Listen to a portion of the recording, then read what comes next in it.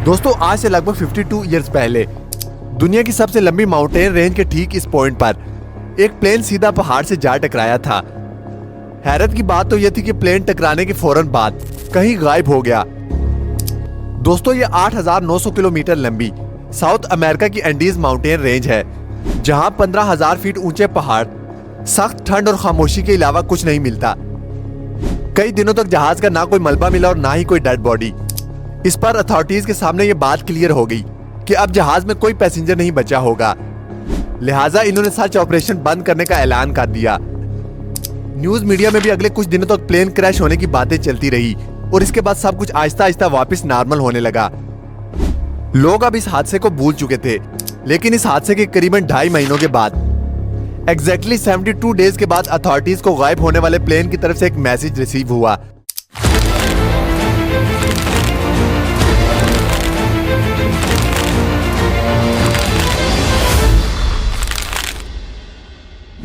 दोस्तों ये यूरुग्वाई एयरफोर्स की फ्लाइट 571 थी, जिसने यूरुग्वाई के कैपिटल मॉन्टेवीडियो से उड़ान भरी थी। इस जहाज में रग्बी के प्लेयर मौजूद थे, जिनको मॉन्टेवीडियो से चिली के कैपिटल सैंटियागो तक जाना था। रग्बी प्लेयर्स समेत जहाज में टोटल 40 पैसेंजर और 5 क्रू मेंबर मौजूद थे। टेक ऑफ के बाद अभी जहाज अर्जेंटाइन के ऊपर ही पहुंचा था कि अचानक मौसम की खराबी की वजह से इनको अर्जेंटाइन के शहर मेंडोजा में लैंड करना पड़ा। कैप्टन ने यह फैसला इस वजह से किया क्योंकि अर्जेंटाइन और चिली के दरमियान दुनिया की सबसे ऊंची एंडीज माउंटेन रेंज मौजूद है। यहाँ के ऊंचे पहाड़ काफी खतरनाक हैं और मौसम की खराबी की वजह से इनके ऊपर से गुजरना खतरे से खाली नहीं था। जहाज के पायलट का यह प्लान था कि एक रात मेंडोजा में ही गुजारी जाए और फिर अगले दिन मौसम ठीक होने पर एंडीज के पहाड़ों को पार किया जाए। लेकिन इन्हें बिल्कुल भी मालूम नहीं था कि अगले दिन इन पर कौन सी मुसीबत टूटने वाली है। दोस्तों 13 अक्टूबर को फ्लाइट 571 ने मेंडोजा से टेक ऑफ किया। अगर मैप पर देखा जाए तो मेंडोजा और उनकी मंजिल सैंटियागो के दरमियान सिर्फ 180 किलोमीटर का फासला है, लेकिन इस सारे हिस्से में सिर्फ और सिर्फ एंडीज की 15,000 फुट ऊंची पहाड़ियां मौजूद हैं। लिहाजा पायलट का यह प्लान था कि पहले जहाज मेंडोजा के साउथ में जाएगा, अपनी हाइट गेन करेगा और फिर प्लेंचून पास के बराबर एंडीज की तरफ टर्न करके इन खतरनाक पहाड़ों को क्रॉस करेगा और फिर चिली के शहर कोरिगो से दोबारा टर्न करके सीधा सैंटियागो पे जाकर लैंड करेगा। फ्लाइट 571 के पायलट ने इसी रूट पर लगभग 50 के करीब फ्लाइट्स मुकम्मल कर रखी थी, लिहाजा इनको अपने आप पर काफी भरोसा था। मेंडोजा से टेक ऑफ करते ही प्लेन के मुताबिक जहाज साउथ की तरफ रवाना हुआ। जहाज की हाइट गेन करने के दौरान पायलट ने नोटिस किया कि बादलों की एक मोटी लहर ने नीचे का सारा मंजर छुपा दिया है। अब इस कंडीशन में पायलट ने कंट्रोल टावर से राब्ता जोड़ लिया, जो रडार को देखकर रेडियो के जरिए पायलट को इसकी एग्जैक्ट लोकेशन बताते रहे। जैसे ही फ्लाइट 571 प्लेंचून पास के पैरेलल पहुंची तो इन्होंने अपने राइट टर्न ले लिया। अब ये 18,000 फीट की ऊंचाई पर एंडीज के पहाड़ों के ऊपर से गुजर रहे थे। अब ऊपर नीला आसमान और नीचे सफेद बादल थे। अब पायलट पूरी तरह से Santiago air traffic control tower पर डिपेंडेंट था। जैसे ही वो प्लेंचून पास के करीब पहुंचे तो फ्लाइट 571 कंट्रोल टावर के रडार से गायब हो गई। दोस्तों ये एक नॉर्मल बात थी क्योंकि पहाड़ों की वजह से रडार के सिग्नल बहुत कमजोर थे। इस मौका पर को पायलट ने डेड रेकनिंग के जरिए अपनी एग्जैक्ट लोकेशन कैलकुलेट की और 3:21 पर सैंटियागो कंट्रोल टावर को रेडियो किया कि हम 1 मिनट के बाद चिली के शहर कोरिगो के ऊपर पहुंच जाएंगे और इनसे अपनी ऊंचाई कम करने की परमिशन मांगी। अब नॉर्मली प्लेंचून पास से कोरिगो तक पहुंचने में जहाज को पूरे 11 मिनट लगते हैं, लेकिन इन्होंने यह फासला सिर्फ 3 ही मिनटों में कवर कर लिया। ये चीज कंट्रोल टावर में बैठे स्टाफ को कुछ समझ नहीं आई, लेकिन क्योंकि इनके पास भी फ्लाइट 571 रडार पर शो नहीं हो रही थी, इसी वजह से इन्होंने एयरक्राफ्ट को डिसेंड करने की परमिशन दे दी। अब इनको इस बात का बिल्कुल भी अंदाजा नहीं था कि असल में पायलट ने जहाज की जो लोकेशन कैलकुलेट की थी वो बिल्कुल गलत थी। पायलट ये समझ रहा था कि वो कोरिगो के ऊपर है, लेकिन असल में वो उस वक्त प्लेंचून पास के करीब थे। एक बहुत बड़ी तबाही फ्लाइट 571 का इंतजार कर रही थी। कंट्रोल टावर से परमिशन मिलते ही पायलट ने राइट टर्न किया और जहाज की हाइट कम करना शुरू कर दी। शुरू में इनको खतरनाक टर्बुलेंस का सामना करना पड़ा, लेकिन जब इन्होंने सफेद बादलों की लेयर को क्रॉस किया तो इन्होंने अपने सामने एक बड़ा पहाड़ खड़ा देखा। जी हाँ दोस्तों, इस पॉइंट पर पायलट को अंदाजा हुआ कि असल में वो अभी तक एंडीज ही में मौजूद हैं। पायलट ने दोबारा एल्टीट्यूड गेन करने के लिए पूरी जान लगाई।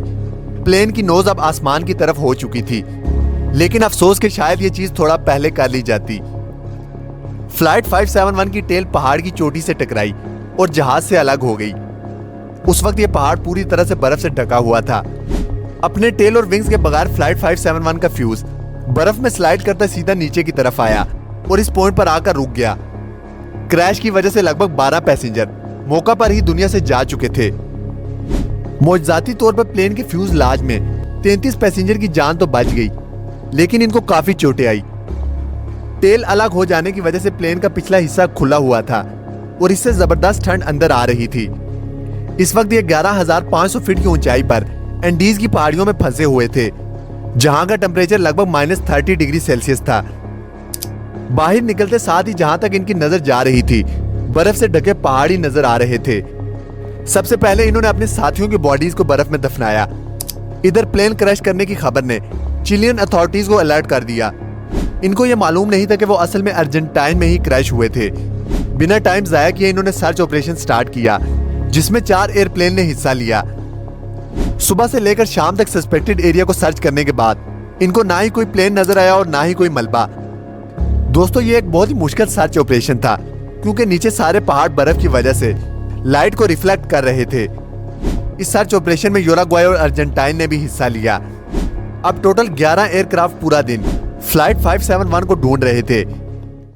इधर क्रैश साइट पर बचे हुए पैसेंजर के ऊपर से कई बार रेस्क्यू प्लेन गुजर कर गए, लेकिन इनके लाख इशारे देने के बावजूद भी रेस्क्यू प्लेन की नजर इन पर ना पड़ सकी। टोटल 8 दिन सर्च ऑपरेशन चलाने के बाद 21 अक्टूबर 1972 को तमाम पैसेंजर को डेड डिक्लेयर करके ऑपरेशन खत्म कर दिया गया। 11 दिनों बाद क्रैश साइट पर मौजूद पैसेंजर्स को कॉकपिट में से एक रेडियो मिला, जिसको ट्यून करके इन्होंने एक खबर सुनी कि इनको ढूंढने के लिए चलाया जाने वाला सर्च ऑपरेशन अब बंद कर दिया गया है। जहां वो लोग पहले ही से इतनी मुसीबत में थे, वहीं इस खबर ने इनको मजीद अफसोस में डाल दिया। अपने बचने की जो आखिरी उम्मीद इनको नजर आ रही थी, अब वो भी खत्म हो चुकी थी। पहले हफ्ते में 5 और पैसेंजर जख्मों की वजह से जान से हाथ धो बैठे। अब क्रैश साइट पर सिर्फ 28 पैसेंजर मौजूद थे। इन्होंने जहाज के मलबे और लगेज को इकट्ठा करके प्लेन के फ्यूज लाज को बंद कर दिया ताकि ठंड से बचा जा सके। इन्होंने कॉकपिट के प्लास्टिक वायर्स को काटकर अपने लिए ग्लासेस भी बनाए, जो कि बर्फ से रिफ्लेक्ट होने वाली लाइट से काफी हद तक बचा रहे थे। इन्होंने सीट कवर्स को गर्माइश के लिए इस्तेमाल किया और इससे अपने लिए स्नो शूज भी बनाए। इस वक्त तक इनके पास खाने के लिए 8 चॉकलेट बार्स, 3 जैम के जार्स, कुछ ड्राई फ्रूट्स और गिनी चुनी पानी की बोतलें मौजूद थी। लेकिन एक हफ्ते बाद ये तमाम चीजें खत्म हो गईं। इस पर इन्होंने अपने कपड़े और कार्टन को खाना शुरू कर दिया, जिससे वो मजीद बीमार पड़ने लगे। एंडीज के इस हिस्से में इनको एनर्जी हासिल करने के लिए कोई भी चीज दिखाई नहीं दे रही थी, और ऊपर से जिस पॉइंट पर जहाज क्रैश हुआ था, वहां से ना ही उतरना पॉसिबल था और ना ही ऊपर की तरफ हाइक करना। इस दौरान पैसेंजर की हालत यह थी कि इनका बॉडी वेट लगभग 40% तक कम हो चुका था। आखिर में जब इनको कुछ समझ नहीं आया, तो इन्होंने अपने मरे हुए साथियों के बॉडी पार्ट्स को खाना शुरू कर दिया। दोस्तों, ये फैसला इनके लिए काफी मुश्किल था, लेकिन भूख, प्यास और कमजोरी ने इनको ये कदम उठाने पर मजबूर कर दिया। क्रैश के 17 दिनों के बाद 29 अक्टूबर को अचानक रात के वक्त एक एवलांच आया और इसने फ्यूज लाज पर बुरी तरह से हमला कर दिया। इस बर्फानी तोदे की स्पीड इतनी ज्यादा थी कि पूरा फ्यूज लाज अंदर तक बर्फ से भर गया। इस हादसे में 9 सर्वाइवर मारे गए।